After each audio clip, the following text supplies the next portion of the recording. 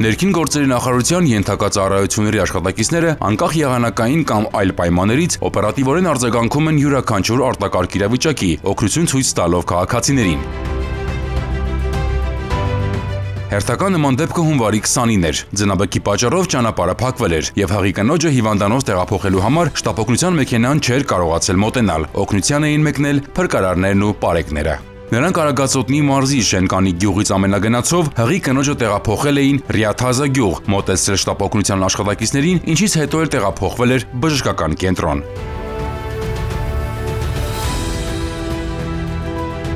Երկու օր անց, հունվարի 22-ին, կրկին անհրաժեշտ էր փրկարարների օգնությունը։ Ձնաբեկի պատճառով ճանապարհը կրկին փակ էր եւ մայրացած կնոջը նորածնի հետ պետք էր տեղափոխել տուն։